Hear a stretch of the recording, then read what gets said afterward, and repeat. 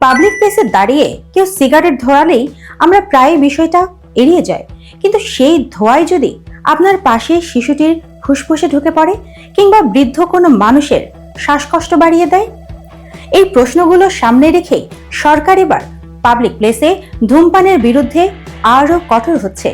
নতুন সিদ্ধান্ত অনুযায়ী প্রকাশ্য স্থানে ধূমপান করলে গুনতে হবে সর্বোচ্চ ২,০০০ টাকা জরিমানা। স্বাস্থ্য বিশেষজ্ঞদের মতে বাংলাদেশে ধূমপানজনিত রোগে প্রতি বছর বিপুল সংখ্যক মানুষ প্রত্যক্ষ ও পরোক্ষভাবে ক্ষতিগ্রস্ত হন। সবচেয়ে ভয়াবহ দিক হলো প্যাসিভ স্মোকিং। যারা ধূমপান করেন না তারাও আশেপাশের ধোঁয়ার কারণে হৃদরোগ, শ্বাসকষ্ট ও ক্যান্সারের ঝুঁকিতে পড়েন। বিশেষ করে শিশু, নারী ও বয়স্কদের জন্য এটি মারাত্মক স্বাস্থ্য ঝুঁকি তৈরি করে। নতুন নিয়ম অনুযায়ী যেসব স্থানকে পাবলিক প্লেস হিসেবে চিহ্নিত করা হয়েছে সেখানে ধূমপান সম্পূর্ণ নিষিদ্ধ।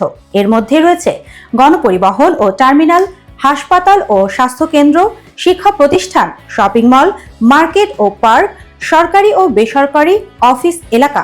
এসব জায়গায় ধূমপান করতে দেখা গেলে তাৎক্ষণিকভাবে ২,০০০ টাকা পর্যন্ত জরিমানা করা যাবে। ধূমপান ও তামাকজাত দ্রব্য ব্যবহার নিয়ন্ত্রণ আইন অনুযায়ী পাবলিক প্লেসে ধূমপান করা একটি শাস্তিযোগ্য অপরাধ। জরিমানার অর্থ বাড়িয়ে সরকার স্পষ্টভাবে জানিয়ে দিচ্ছে জনস্বাস্থ্যের প্রশ্নে আর কোনো শিথিলতা নেই। একই সঙ্গে আইন প্রয়োগকারী সংস্থাগুলোকে আরও সক্রিয় হওয়ার নির্দেশনাও দেওয়া হয়েছে।